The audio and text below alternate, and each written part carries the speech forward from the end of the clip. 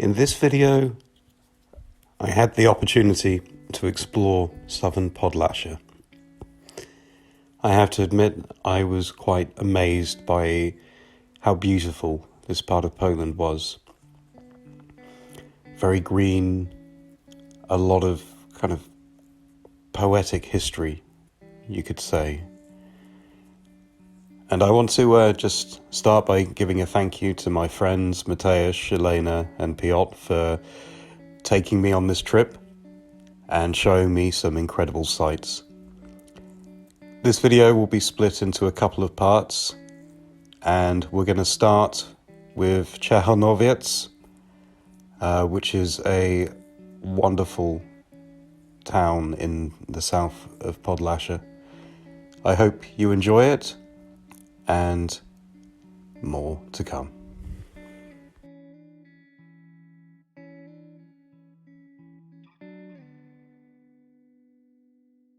Dzień dobry. Welcome to A Brit in Poland. This channel has a number of missions.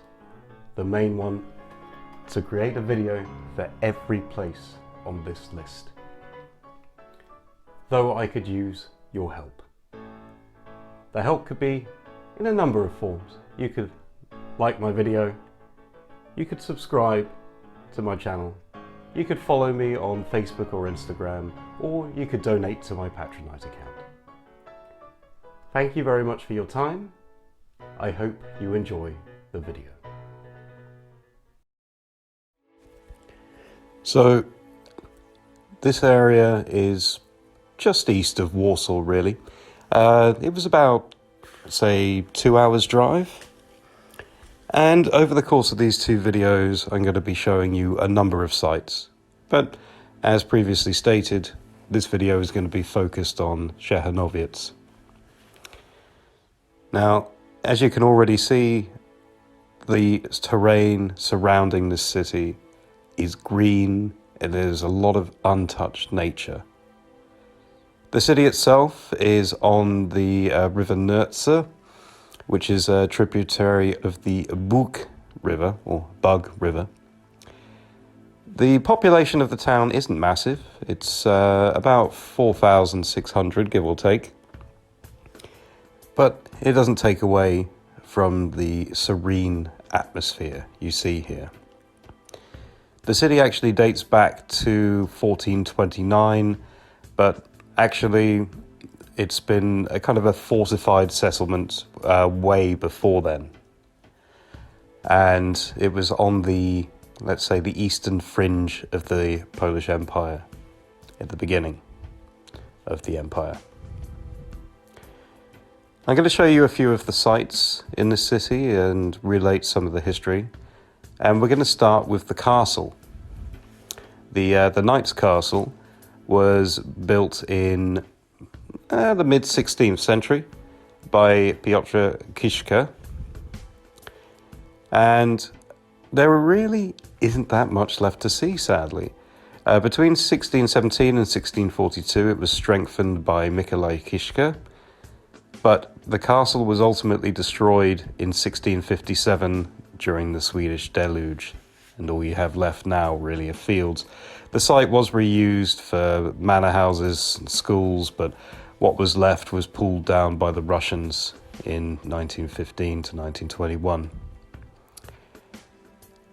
So we come to one of two main squares in Ciechanowiec, and this is the Church of the Holy Trinity, which we're just getting to now. And this was erected between 1731 and 1737 by the Osolinski family and was made in the Baroque style. It's certainly one of the areas of the city that really stands out. And yeah, it is very characteristic. It's kind of hard to miss. You can see it from, quite a distance, I would say. And yeah, it's quite an impressive sight to behold. You have a lot of, wonderful ornamentation here. As usual, it was kind of closed when I went to visit, but you were able to take a peek inside, thankfully. And I just wanted to showcase this because, for me, it stood out, and it really is like a wonderful piece of history that survived in this city. You also have the remains of kind of a Jewish synagogue. Well, I say remains, it's, I believe, still in use. There was actually a very sizable Jewish population in Ciechanowiec, of course, prior to World War II. And this building was like highlighted as let's say, a significant part of the history. You also have an Orthodox church, which was built in 1864. And it was built on the site of an Eastern Catholic Church temple. Sadly, it was an execution site of civilians during World War II. But I have to say another thing that stands out. And not last, but certainly not least either, you have the Open Air Museum. Now, this, I have to say, was quite impressive. It actually contains a large number of kind of historical buildings, mainly kind of restored, such as the Old Palace.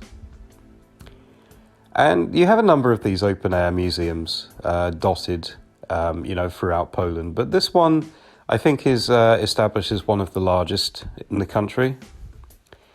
When we were there, it was during the certain festival that they have in Ciechanowiec every year, the Zajazd Wysokomasowicki ceremony, which is basically a reenactment event of Napoleonic history. And you get to see a little bit of a battle later, which commemorates when the region was invaded by Russia around 200 years ago.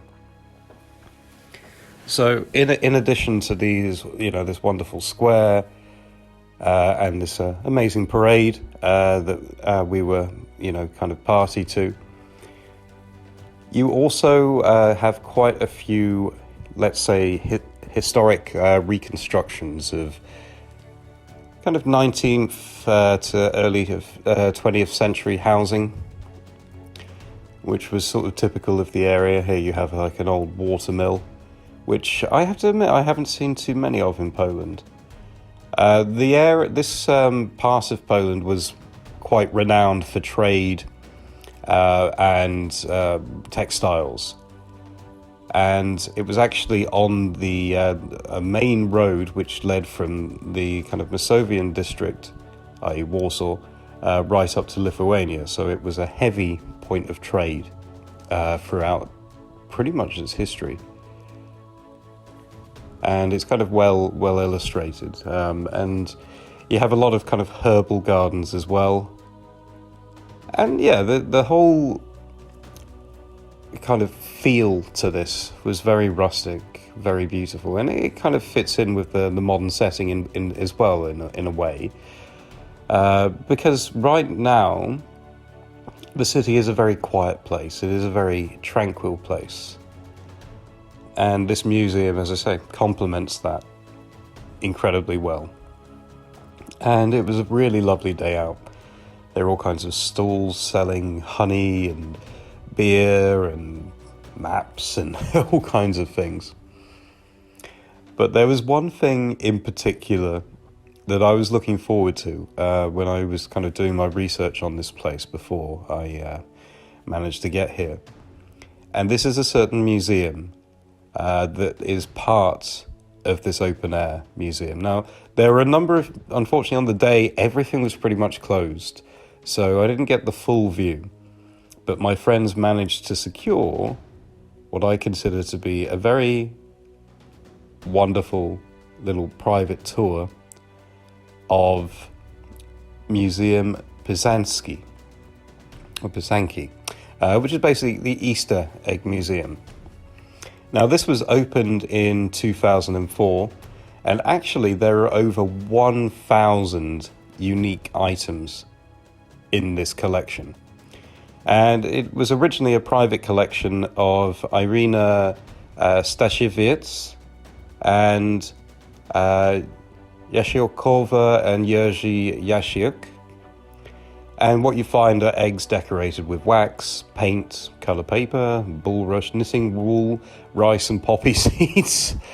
And they actually come from lots of different places. So from Ukraine, from Bulgaria, I believe, like lots of different countries kind of are represented in this collection. So I was very, very lucky to see that.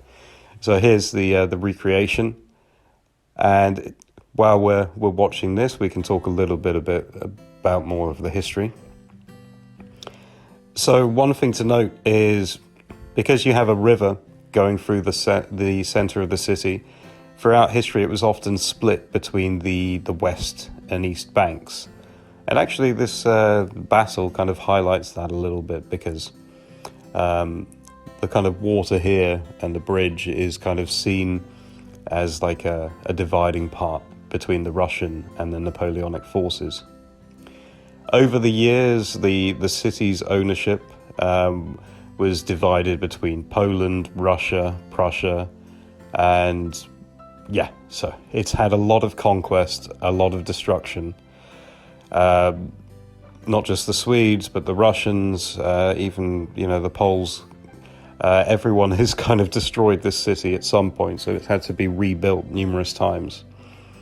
And actually, as I was saying, it had a very large Jewish population by 1921, and pretty much over half the population actually was Jewish, and they had a large number of workshops here, so they were contributing massively to the trade of the town.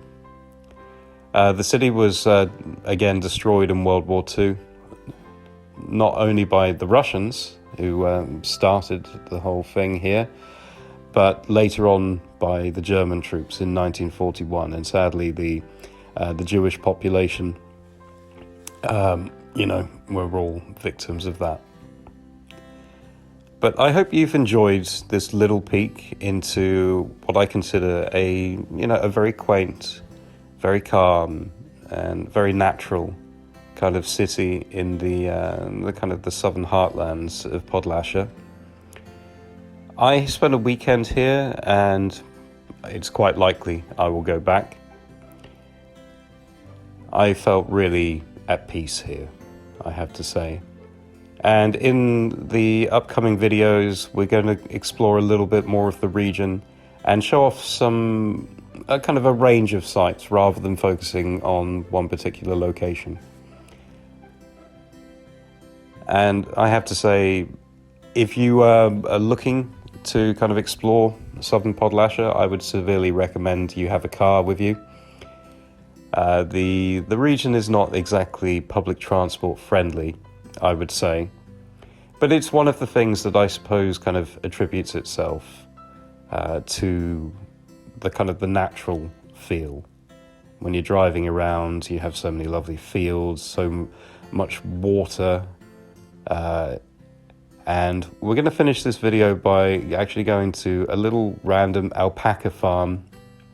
So Johnny Depp would love to visit this place, I'm sure. That was just a little bit outside Ciechanowiec. Sadly, we were a bit cheap and didn't go inside because, they increased the prices on the entrance fee. I think it was about something like 20 zloty per person, and we were like, okay, we can just enjoy from afar this time. But thank you very much for watching. The next video will show you some very interesting oddities.